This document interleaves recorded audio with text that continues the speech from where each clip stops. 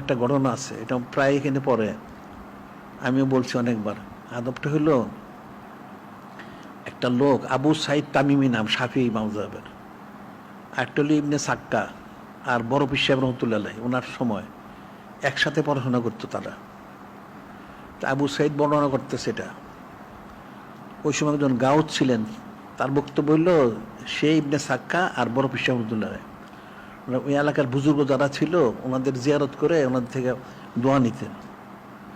তো ওই এলাকায় একজন গাউস ছিলেন, গাউস, গাউসের নাম তারা দেন, আসলে গাউসের নাম হইল উনি নকশবন্দির বুজুর্গ আবু ইসু হামদানি রহমতুল্লাহ। তো উনি অনেক সময় গায়েব অদৃশ্য হয়ে যেতেন।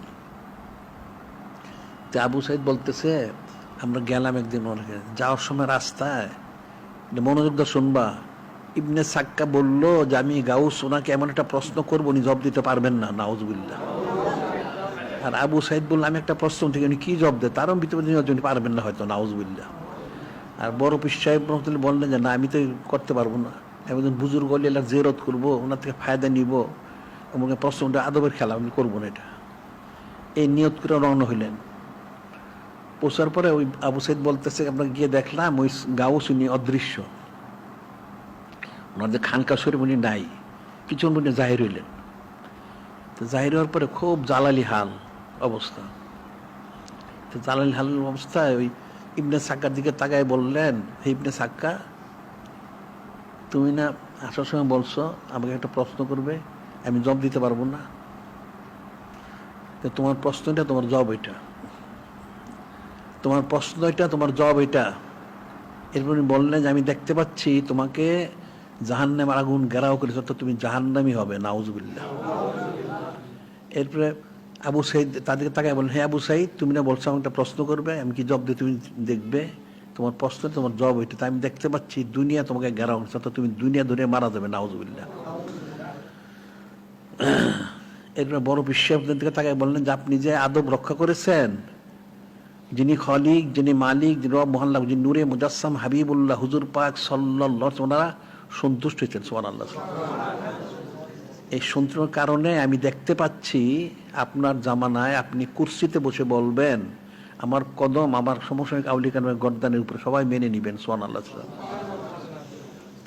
এখন শীতের কিতাবে লেখা যায়, বড় বিশ্ববিদ্যালয় বলছেন উনি একজন গাউসকে সম্মান করার কারণে গাউসুল আজম হয়ে গেলেন। আর ওই দুই লোক, ইবনে সাক্কা কি হইল, সে পরবর্তীতে সে কিন্তু খ্রিস্টান হইয়া একটা খ্রিস্টান লোকের মেয়ে বিয়ে করে খ্রিস্টান সে মারা গেছে, নাউজুবিল্লাহ। সে কিন্তু কাফের হয়েই মারা গেছে। আবু সাইদ দুনিয়াদার, ওই দুনিয়াদারি, ওই খলিফার তরফ থেকে নানান জায়গা সম্পত্তি নিয়ে দুনিয়াদারি করে দুনিয়াদার হয়ে মারা গেছে, নাউজুবিল্লাহ। একজন গাউসকে সম্মান না করার কারণে, আদবের খেলাপ করার কারণে একটা লোক কাফের হয়ে মারা গেল, আরেক লোক দুনিয়াদারে মারা গেল, আরেকজন লোক গাউসুল আজম হয়ে গেলেন। তাহলে আদবটা কি জিনিস, এটা মনে রাখবা। আদবটা অনেক বড় জিনিস। আকীদা শুদ্ধ করতে হবে, হস্তদন এবং আদব সরাবত। আদব সরাবত ছাড়া হাজার জিকির করলে কোন ফায়দা লাভ করতে পারবেন না। ওই যে উবাই বিন সুলুল, মোনাফেক সর্দার, সে 9 বৎসর সওয়াত ইখতিয়ার করেছে, সে নূরে মুজাসসাম হাবিবুল্লাহ হুজুর সৌদ মর 9 বৎসর করেছে, কিন্তু সে ঈমান আনতে পারে না, সে মুনাফেক, মুনাফেক বেয়াদব, আদব সরবত কিছুই ছিল না, বেমনে মারা গেছে। সৌদ মর সে ইখতিয়ার করেছে, এটা মনে রাখতে হবে। তোমাদের আকীদাগুলি শুদ্ধ করতে হবে, হস্তজন পড়তে, আদব সরব শিখতে হবে। তোমরা এখানে আসছো তালিমের জন্য, তালিমগুলি ঠিক মতো গ্রহণ করবা, এর মধ্যে কোনো এলোমেলো কোনো কিছু করবা না। আর যেগুলি তোমরা আর কিছু জানার যদি থাকে জানার কোশিশ করবা, আর আমাদের কিতাবে যেগুলি সংগ্রহ করার চেষ্টা করবে, আর সুন্নাহ দ্রব্য সময় কী আছে এটা জানো এবং এটা সংগ্রহ করো। এখন যা পারলা যে সংগ্রহ নিয়ে যাও, নাইলে পরে আবার এখানে চাহিদা দিয়ে নিয়ে যাও, তাইলেই হবে, এগুলি করতে হবে। আর যেগুলি যা বলা হচ্ছে এই কাগজগুলি তাদেরকে দিয়ে দিও, তারা পড়ে তারপর ইয়ে করতে পারবে।